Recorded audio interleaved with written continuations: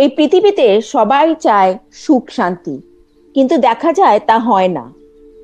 পিতার বর্তমানে পুত্রের মৃত্যু, স্ত্রীর বর্তমানে স্বামীর মৃত্যু। স্রষ্টা কি আঘাত দেবার জন্য সৃষ্টি করেছেন? উত্তর: রংটং পাহাড়ে এক সাধকের সঙ্গে আমার আলাপ আলোচনা হয়েছিল। আমি সাধককে বললাম, আধ্যাত্মিকের প্রথম সূত্রই হচ্ছে কিভাবে এই সংসারকে সাজানো যায়। এই বাস্তব সংসারকে কতভাবে সাজাতে পারে। সাজাতে সাজাতে নিজেই সেজে যায়। নিজেকে সাজাতে হলে এটা সাজতে হবে। আপনি তো সংসারে সাজেননি। আপনি মায়া মোহ কাম কাঞ্চন প্যাচে পড়েননি। আপনি তো রোগ শোক আঘাত প্রতিঘাতে পড়েননি। আপনি তো সব কিছুকে ফাঁকি দিয়ে সংসার থেকে বার হয়ে এসেছেন। ফাঁকি দিয়ে বার হয়ে ভগবানকে কি করে পাবেন? ফাঁকি দিলে কি ভগবানকে পাওয়া যায়?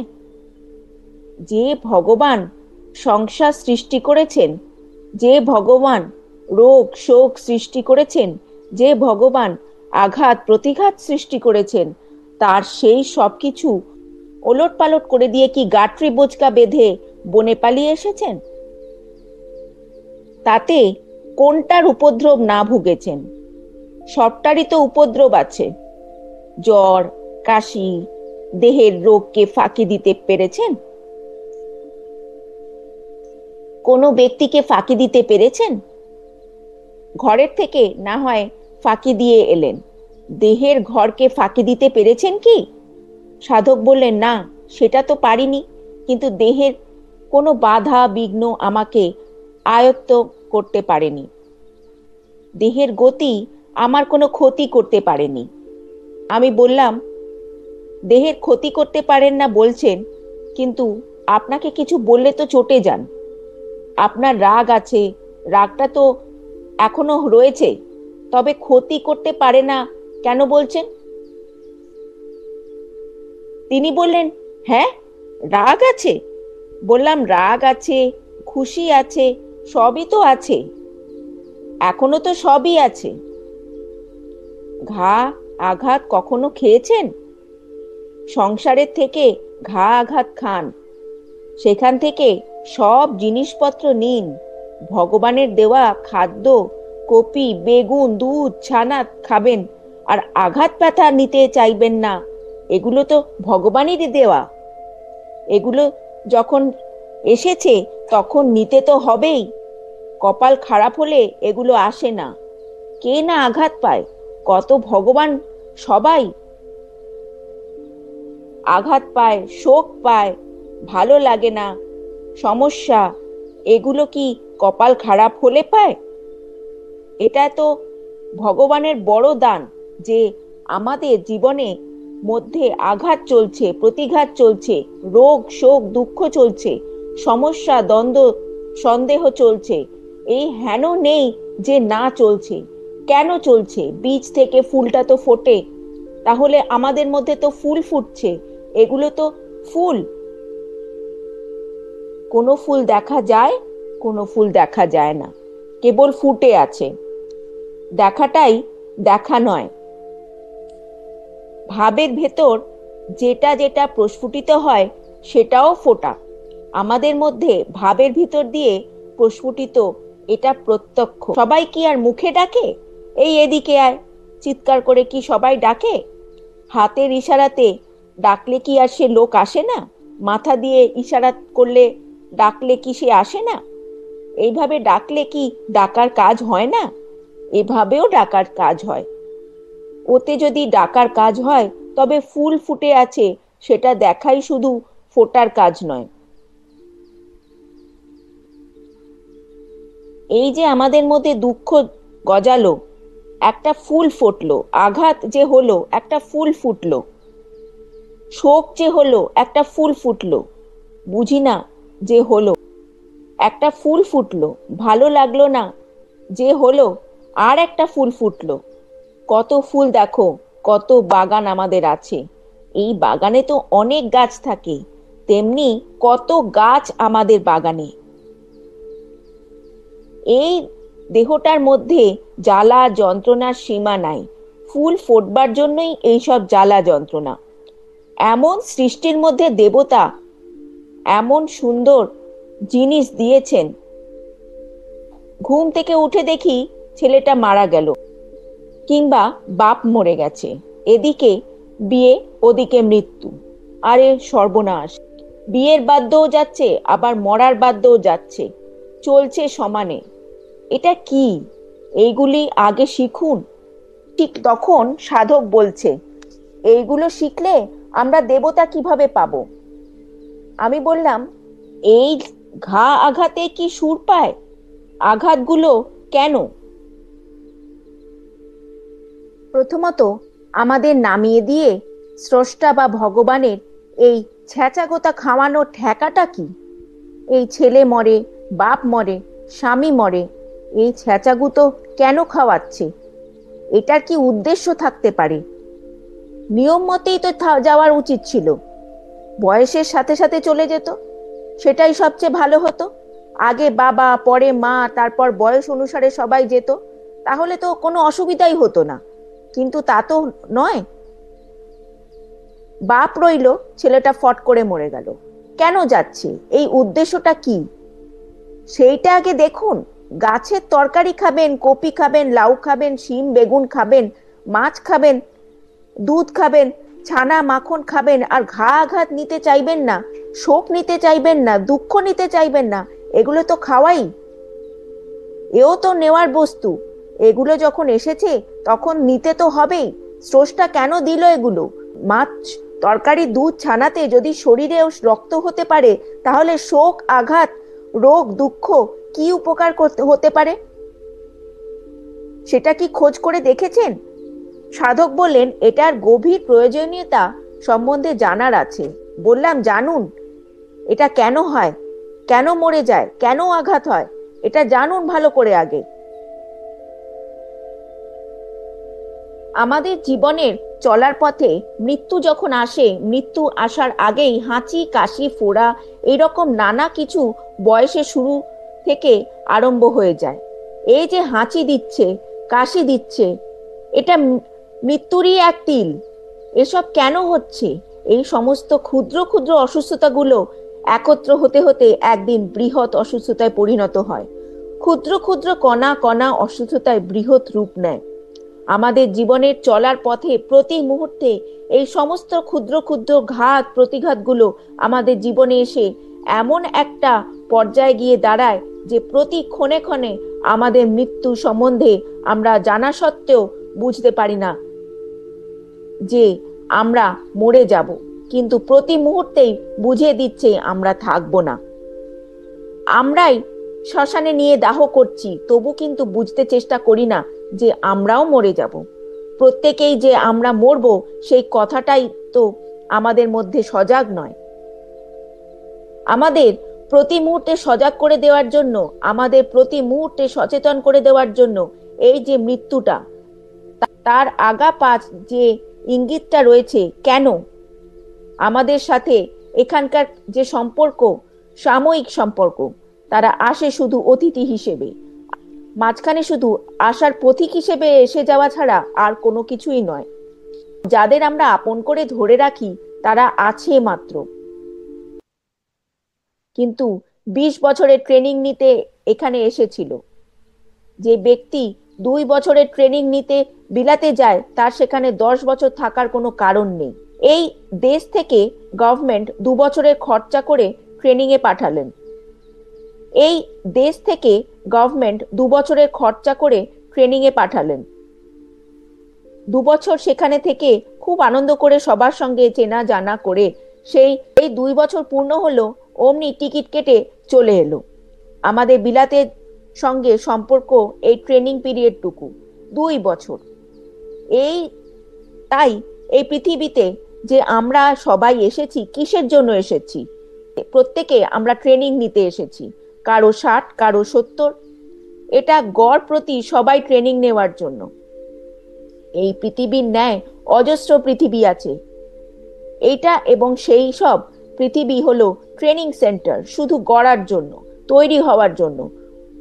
কুমারবাড়ি যে মাটি ছানা হয় তা মূর্তি তৈরি করার জন্য, সেই রকম ট্রেনিং সেন্টার হলো গড়বার জন্য। এই ট্রেনিং এর জায়গাটিকে জায়গা কি পূজা চলতে পারে? এই ট্রেনিং এর জায়গায় কি পূজা চলতে পারে? এখানে যত ব্যক্তি আসছে সবাই আমরা এসেছি ট্রেনিং নিতে। কেউ 70 বছরের জন্য, কেউ 50 বছরের জন্য, কেউ 12 বছরের জন্য, কেউ 20 বছরের জন্য, এক একজন মেয়াদ নিয়ে এসেছি। অ্যাক্সিডেন্ট হোক আর অসুস্থতাই হোক, ঠিক যে যেমন যাওয়ার দরকার চলে যাচ্ছে। আমরা কি করছি? ট্রেনিং এর জন্য তাদের আমরা আপ্যায়িত করছি কি করে? এদের আনছি কি করে? ইন্দ্রিয়ের নেশায় আমরা কি করলাম? ইন্দ্রিয়ের এমন একটা নেশা, এমন একটা চাহিদা, যে সেই চাহিদাকে আমরা এই দিকে দিয়ে পূরণ করতে চাইছি। ইন্দ্রিয়ের ভেতর দিয়ে ওদের টেনে আনছি। ওরা ইন্দ্রিয়ের গতি দিয়ে, প্রতিটি ইন্দ্রিয়ের দরজা দিয়ে দৌড়াদৌড়ি করে। ওদের দরজাই হচ্ছে ইন্দ্রিয়ের দরজা। ইন্দ্রিয়ের গতি ছাড়া ওরা আসতে পারে না, চলতে পারে না। আমাদের এই যে বৃত্তি, কর্মবৃত্তি, কাম ইচ্ছা, ইচ্ছার সঙ্গে যে নারী পুরুষের মিলন, যে ইচ্ছা বৃত্তি আসছে, প্রকৃতি পুরুষের মিলনের যে ইচ্ছা, তার যে একটা সঙ্গম হচ্ছে বা প্রাণের ইচ্ছা, এই ইচ্ছা শক্তির বৃত্তির নিবৃত্তির দরজা দিয়ে কি হয়? এইসব ট্রেনিং এর যত বিষয়বস্তু ওরা আসতে শুরু করে দেয়। কেন আসে? তাতে হয় কি? উন্মাদনার, উন্মত্ততায় বৃত্তির নিবৃত্তি, প্রতি মুহূর্তে সূর্যের তাপের সাথে, আলোর সাথে যে একটা তাপ সৃষ্টি হয়, সেই তাপের মাত্রায় সেই সমস্ত ট্রেনিং এর বস্তু সেই মাত্রায় এসে উপস্থিত হয়। উপস্থিত হয়ে এখানে কেউ 30, কেউ 40, এক একটা পিরিয়ডের মেয়াদ কাটাচ্ছে। এখানে এসে কি করে? এখানে এসে যে যতটুকু ট্রেনিং নেওয়ার দরকার কখনো নেয়, কখনো নেয় না, কখনো হয়, কখনো হয় না। আবার যাবার সময় ঠিকই চলে যায়। কিন্তু হোক বা না হোক, সে আর দেখে না। যাওয়ার সময় ঠিকই চলে যায়। স্রষ্টা বলছেন যে প্রকৃতি তোমাদের তৈরি করার জন্য এমন সচেতন, সেখানে তোমাদের গড়ার জন্য পাঠালাম। তোমরা কাজ করো বা না করো, সে তোমাদের ইচ্ছা, কিন্তু আমি পাঠালাম তোমাদের প্রতি মুহূর্তে কাজ করার জন্য। তোমরা যদি নিজেকে তৈরি না করে পৃথিবী থেকে চলে যাও, তবে তোমাদের আবার বারবার গড়ার জন্য আসতেই হবে। তোমরা যে এখানে থাকবে না, এটা তোমরা প্রতি মুহূর্তে যখন বুঝতে পারছো, তখন তোমাদের যদি কিছু করে নেওয়ার থাকে তাড়াতাড়ি করে নাও। আর মুহূর্তের জন্য সময় নষ্ট করো না। যেমন ট্রেন ছাড়ার বাকি আছে 25 মিনিট, তখন খেতে বসেছো, গরম ডাল দিয়েছে, তখন খাওয়া ফেলে দিয়েছো, দৌড় আর সময় নেই, গাড়ি ছেড়ে দেবে, তখন বেশি খাওয়ার চিন্তা থাকে না, ট্রেনে যাওয়ার প্রস্তুতি থাকে। কিন্তু এই খাওয়ার নেশায় থাকলে ট্রেন চলে যায়, আমাদের জীবনের গতি চলে যাচ্ছে। গতি যেখানে চলে যাচ্ছে সেখানে গতির সঙ্গে এক গতি করে, গতির সঙ্গে গতি মিলিয়ে চলাই হচ্ছে বড় সাধনা। কিন্তু গতির সঙ্গে তো গতি মেলানো হয় না। আমরা গতির সঙ্গে বেগতি করছি। আমাদের গতির সঙ্গে গতি করতে গেলে কি করতে হবে? তৈরি হতে হবে। প্রকৃতির প্রকৃত তত্ত্বকে আমাদের জানতে হবে, যে আমরা কেন এলাম, এই সৃষ্টির কারণ কি, কারণ খুঁজে বার করতে হবে। কারণ খুঁজতে গেলেই আসবে সিদ্ধ অবস্থা, তন্ময়তা আসবে, গভীরতা আসবে, আসবে প্রাণের স্পর্শ। এইরকম সুন্দর সৃষ্টি, অপরূপ সৃষ্টি, এইরকম যার নিয়ম কানুন, তার বুঝ বা চিন্তার তো কোনো অভাব নেই। তিনি একজন বিরাট জ্ঞানী বা পূর্ণ। আমরা যদি তার শরণাপন্ন হই, তাকে যদি স্মরণ করি, তবে স্বাভাবিক ক্ষেত্রে আমরা তার সমস্ত বিষয়বস্তু সম্পর্কে ভালোভাবে জানতে পারবো এবং অনায়াসে তার সঙ্গে মিশে এক সুরে চলে যেতে পারবো। এই প্রসঙ্গে কথাবার্তার পর সেই সাধক আমাকে বললেন, আমাদের তো আরেক ধারা হয়ে গেছে, এই ধারাতে তো আমরা যাইনি। বললাম, এই ধারাতে না যাওয়ার ফলে হয়েছে কি? আমাদের সমাজে অনেক দিকভ্রম হয়ে গেছে। আমাদের সহজ চিন্তা হচ্ছে সংসারটাকে যে যত বেশি ভালোবেসে গুছাতে পারবে, দেবতার সন্ধান সে তত বেশি খুঁজে পাবে। কিন্তু এখানে বলছে যে যত বেশি সংসারে আবদ্ধ হয়েছে তত বেশি মরেছে। এটা হলো এখানকার কথা। কিন্তু সংসারের মধ্যে যে যত বেশি সুন্দরভাবে গুছিয়ে নিতে পেরেছে সে তত বেশি আনন্দ পাবে। কেন পাবে? তুমি চিন্তা করে দেখো, মাকে যদি ভালোবাসো, মাকে যদি খুশি করো, তোমার মধ্যে একটি তৃপ্তি সব সময় থাকবে। বাপকে ভালোবাসলে, বাপকে খুশি করলে তৃপ্তি পাবে, তোমার মধ্যে তৃপ্তি পাবে। ছেলে পিলেকে, স্ত্রীকে ভালোবেসে তাদের খুশি করলে তোমার তৃপ্তি। বলেছে অজস্র অজস্র কণা শক্তি দিয়ে পৃথিবী, অজস্র অজস্র টুকরো তৃপ্তি নিয়েই হচ্ছে মহাতৃপ্তি।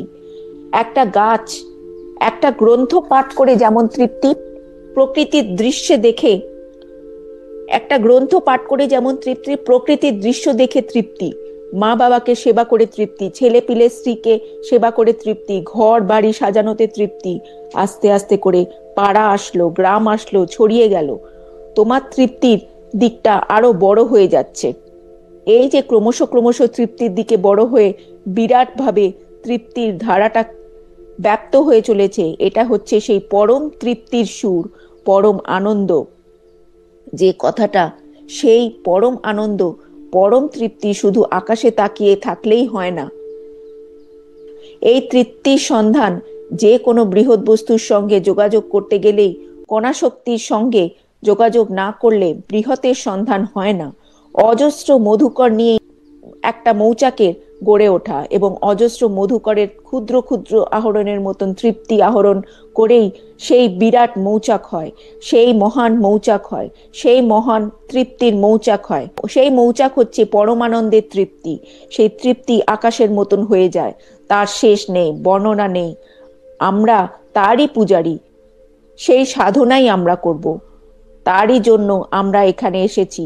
সেই তৃপ্তি, সেই আনন্দ, সেই শান্তি খুঁজতে খুঁজতে আমরা দিন কাটিয়ে যাচ্ছি। আমরা ঘুম থেকে উঠে শুধু শান্তির পথ খুঁজছি। কোথায় শান্তি, কোথায় তৃপ্তি, কোথায় ভালোবাসা? খুঁজে দেখো তো, এখানে কোথাও কেউ ভালোবাসা রাখতে পেরেছে? মাকে ভালোবেসে মা ফস করে চলে গেল, বাপকে ধরলে বাপ চলে গেল, স্বামীকে ধরলে স্বামী চলে গেল। আরে বাবা, যাকে ধরি সেই তো ফসকে যায়। ভালোবাসাটা আর থাকে না, দেখা যাচ্ছে থাকছে না। যা ধরি তাই নেই, আটকিয়ে রাখা যায় না। সুতরাং তাতে তৃপ্তির কি ইঙ্গিত পাচ্ছি? এইভাবে তুমি সাধনা করো, তখনই তুমি খুঁজে পাবে। যে যেখানে যায় সেখানকার কথাই তো ভাবা উচিত। বাতাসেই যাক, আকাশেই যাক, এই যে চলে যায়, যাওয়ার পথ পদ্ধতিটা যেইভাবে যার আশ্রয় যায়, সেইভাবে যার আশ্রয় নিয়ে চলে যাচ্ছে, আকাশে বাতাসে জলে স্থলে যেইভাবে যাচ্ছে, সেটাই হচ্ছে আমার গতি। সেটাকেই আশ্রয় করতে হবে। তখন এই সংসারে থেকে, এই সমাজে থেকে সেই আঘাত প্রতিঘাত সহযোগিতা করে, সেই দরিদ্রতাকে সহযোগিতা করে, সেই ধনীকে সহযোগিতা করে, সেই আনন্দকে সহযোগিতা করে, খুশি অখুশিকে সহযোগিতা করে আমার বসে থাকতে হবে। হে আমার গতির গতি, তুমি সবাইকে যে গতিতে এক পথে নিয়ে যাচ্ছ, আমাকেও সেই গতির গতিতে নিয়ে যাওয়ার অবস্থায় যখন রেখেছ, আমিও সেইভাবেই যাব। কিন্তু সেখানে আমার মনোপ্রাণ সবকিছু সত্তা তত্ত্বে ডুবিয়ে দিয়ে সেই গভীর সত্তার ভিতর থেকে চিন্তা করতে হবে যে আমরা কোথায় যাচ্ছি, কি আমরা পাবো। মনকে সব সময় তন্ময়তার মধ্যে ডুবিয়ে রাখতে হবে। তন্ময়তাটা এমনি খুঁজে পাওয়া যায় না। সেটা এমনি কোনো বিষয়বস্তু নয় যে সেটা তোমার সামনে ধরে দিয়ে দেওয়া হবে। এটা এমনি জিনিস যে কোনো মুহূর্তে তুমি অনায়াসে তন্ময়তায় ডুবে থাকতে পারবে। যে কোনো বিষয়বস্তু ভিতর দিয়ে, তন্ময়তার ভিতর দিয়ে দেবতাকে লাভ করা যায়। সৃষ্টির প্রকৃতির এমন একটি ধারা রয়েছে যে যে কোনো মুহূর্তে যে কোনো ব্যক্তি যে কোনো অবস্থায় সিদ্ধি লাভ করতে পারে, পরম তৃপ্তি লাভ করতে পারে। সর্ব অবস্থায় এটা তোমাদের সম্মুখে এমন ভাবে বিরাজ করছে যে মুহূর্তে মানুষ সবকিছু শক্তির অধিকার নিয়ে বসতে পারে। যে আজ রাস্তার ভিখারি, সেও কাল মন্ত্রী হয়ে বসতে পারে। দেখো না, মুহূর্তে গণভোটে কি না হয়। ক্ষুদ্র ক্ষুদ্র এক একজনের ভোটে রাজ রাজা প্রজা বানায়। একটা চাকরির জন্য বিএ এমএ পাস করে পাচ্ছে 400 500 600। লেখাপড়া জানে না, গণভোটে টোকাতে গেছে। গণভোটে পেয়ে সে কি হয়ে বসে আছে। প্রতিটা ভোটের মাত্রাতে কি না হয়, সেই ভোট টোকাতে হবে। ক্ষুদ্র ক্ষুদ্র সত্তার থেকে, প্রত্যেকটি বিষয়বস্তু থেকে সেই ভোট নিতে হবে। সব কিছু নিয়ে তোমার মনকে সেইভাবে গড়িয়ে নিতে হবে। এই পরিবেশ বড় অদ্ভুত পরিবেশ। চিন্তাধারায় এই পরিবেশ বড় অদ্ভুত। তোমরা সব সময় সেইভাবে তৈরি হয়ে থাকো। তোমরা কাজ করবে, জব করবে। দেখো, সময় তো আর থাকছে না। এই শীত গেল, বর্ষা এলো, বর্ষা গেল, শরৎ এলো। এই যে চলছে, গ্রহণ হবে। পঞ্জিকাতে দেখো, যা লেখা থাকে সেই মাত্রাতেই গ্রহণ হয়। আমাদের এখন কবে যে গ্রহণ হবে, কবে যে রাহুতে ধরবে, সবকিছুই ছন্দে লেখা থাকে। সবকিছুর ছন্দ আছে। ছন্দ তো আছে, কিন্তু আমরা বন্দনা তো করছি না, কিছু কাজ আর হচ্ছে না। আমি যেই আলোচনাগুলো করি, এইগুলো কিছু কিছু করে ধরে রাখবে, আর যা বলে যাচ্ছি সেগুলো শুনবে। এগুলো তো বাঁধা ধরা কথা নয়। এগুলো এক একটা এক এক সময় কিছু কিছু ঝড়ের মতন বলে যায়। এগুলো ধরে রাখবে। এগুলো তো পাঠ নয় যে উবাচো করে কিছু বললাম। কালবৈশাখীর ঝড় কি ইচ্ছা মতন আসে? কিছুই নেই, হঠাৎ এসে কিছু দিয়ে গেল। এই সময়টুকুর মধ্যে গাছ গাছড়া সব ফেলে দিয়ে চলে যায়। আমার তত্ত্বগুলি হচ্ছে সেই রকম, ঝট করে আসবে। কিছু দিয়ে গেলাম, শুনে রাখবে। বোঝো না বোঝো, শুনলেও কাজ হয়। এই ঝড়ের বৃষ্টি মাটিতে পড়ে সারে পরিণত হয়। গাছ গাছড়া ফেপে ওঠে।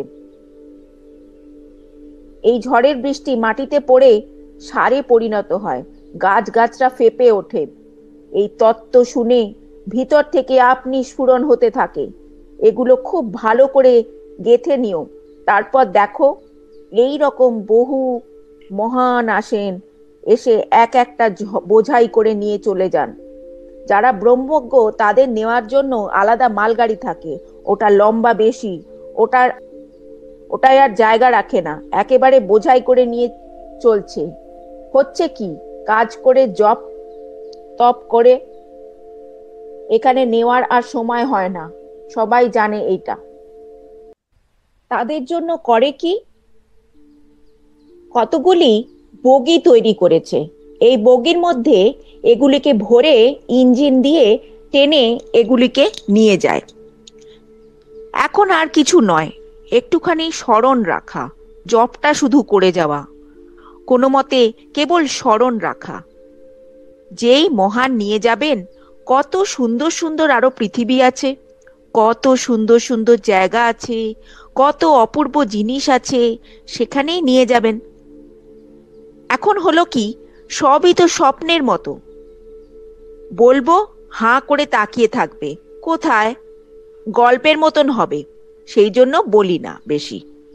এগুলো তোমাদের কল্পনার মধ্যে থেকে যাচ্ছে, কিন্তু কিন্তু গল্প বা কল্পনা নয়, বাস্তবের কথা হলো, একটা যদি পৃথিবী থাকে আর একটা থাকবেই। এইভাবেই নিয়ম। একটাই শুধু আসে না। এক সূর্য থাকলে আরো সূর্য আছে, একটাই সূর্য নয়। এক চাঁদ থাকলে আরো চাঁদ থাকবে। বাপ থাকলে ছেলে আছে, ছেলে থাকলে তার ছেলে আছে, বাপের আবার বাপ আছে। এই রকম একটা থাকলে যদি আর একটা থাকে, এই আছেটাই চিরকাল আছে হিসেবে থেকে যায়। পরপর আছেই। এইভাবে পরপর পৃথিবীগুলো কেন আছে? না, একটা দিন প্রত্যেকের আসবে, যেই দিন চির আনন্দের পৃথিবীতে সবাই যাবে। কিন্তু চির আনন্দের মাঝে থাকতে গেলে এই পৃথিবীতে থাকা চলবে না। এটা হলো ফ্যাক্টরি। বলছে যে আমাদের দেহে যেই যে ধারাগুলি আছে সেই ধারা অনুযায়ী পৃথিবীগুলো আছে। এই যে শুনছো নরক আছে, জমপুরি আছে, এই কথাগুলো যে বেরিয়েছে এমনি গল্পগুলি বের হয়নি। এগুলি যত কথা আছে একটা কথাও বৃথা নয়। আমাদের দেহের ভেতর দিয়ে যতগুলি আমরা অনুভব করছি তত রকম পৃথিবী আছে। তত রকম পৃথিবী থাকতে গেলেই আনন্দও আছে, দুঃখও আছে, ব্যথাও আছে, রোগও আছে, সুখও আছে। পৃথিবীগুলো সেইভাবে ভাগাভাগি। রোগের পৃথিবী, শোকের পৃথিবী, দুঃখের পৃথিবী, এগুলো হলো ফ্যাক্টরি তৈরি হবার জন্য। একে ছক বলে। এই ছক বড় সাংঘাতিক ছক। এই ছক অতিক্রম করার জন্যই জপ তপ। এই ছকে যাতে আর ঘুরতে না হয় তার জন্যই সাধনা। দেহের ভেতর যেমন আনন্দ অনুভব করি সেই রকম আবার বিরাট আনন্দের পৃথিবী আছে। সেই আনন্দের পৃথিবীতে যদি যেতে হয় তবে যাওয়ার সেই পথ দেহ নিয়েই যেতে হবে। সেই রকম শান্তি থাকবে, এই মন থাকবে, বুদ্ধি থাকবে। সব পৃথিবীরই একটা মাত্রা আছে। এই রকম প্রত্যেক জায়গায় জায়গায় এক একটা স্তর আছে, এক একটা পৃথিবী আছে। যে যে মাত্রায় দেহ রাখবে সেই রকম পৃথিবীতে সেই রকম জন্ম হবে। একটা জীবও নষ্ট হয় না, একটা জীবও মরে না। এটা মনে রেখো, কেউ কখনো মরে না। এই যে মারা গেছে বলছো তা নয়, একটা জীবও মরে না, সবগুলি বেঁচে থাকবে, সবগুলি বুঝবে। সমুদ্রে একরকম জন্তু আছে বুঝলে, এককোষী প্রাণী। এই জন্তুটা ল্যাতলাতে মতন। ওটাকে যদি 1000 টুকরো করো আবার দেখবে প্রত্যেক টুকরোতেই হাত, পা, মুখ হয়ে গেছে। আবার প্রত্যেকের দেহ তৈরি হয়ে হাঁটাহাঁটি করছে। এই জন্তুকে কেটে কেটে টুকরো করে রেখে দিলে কয়েকদিন পর দেখা গেল আস্তে আস্তে বড় হচ্ছে, চোখ মুখ হচ্ছে। এটাতে বোঝা যাচ্ছে এমন জন্তু যেমনই তাকে টুকরো করো না কেন, সর্ব অবস্থাতেই সে তার নিজস্ব দেহ নিয়ে বেরিয়ে যাচ্ছে। সমুদ্রের একটা জীবের মধ্যেই এই গুণ। তাহলে তোমাদের মধ্যে কত গুণ রয়ে গেছে! স্রষ্টার সৃষ্টির মধ্যে তোমাদের যে কোনো অবস্থাতেই দিক, আগুনের দিক আর যাতেই দিক, যত দেহ তোমাদের রেখে যাওয়া হয়, তোমাদের মৃত্যু নেই। মৃত্যু যখন নেই তাহলে যাবে কোথায়? বলছে যতক্ষণ পর্যন্ত না পরম আনন্দ, চির আনন্দ বা পরম তৃপ্তির সেই পৃথিবীর সঙ্গে, সেই যোগের সঙ্গে এক যোগাযোগ সূত্রে না গেছো ততক্ষণ এই ছকের মধ্যে ঘোরাঘুরি। এই ছক বড় সাংঘাতিক বলে। এই স্তরে স্তরে একভাবে রোল করছে, রোল বলে এটাকে, সায়েন্টিফিক। এটাই নিয়ম। স্তরে স্তরে রোল করছে, ঘূর্ণিপাকের মধ্যে বারবার যাতায়াত করছে তৈরি হবার জন্য। এই ছক পার হয়ে যাওয়ার জন্যই এত জপ, এত সাধনা। এই সাধনাতেই সেই আনন্দময় পৃথিবীতে যাবে, সেখানে বসবে, দেখবে সে জায়গা কি অদ্ভুত। সব মহাপুরুষরা বসে আছেন, সবাই সাধনা করছে, সেখানে তোমরাও যাবে। আমরা সবাই পথিক, আমরা যাত্রী। আজও চলেছি আমরা গতির পথে। সেই গতির পথে এক গতি হওয়ার জন্যই সাধনা। আমাদের সেই নমুনা স্বরূপ কি দিয়েছে?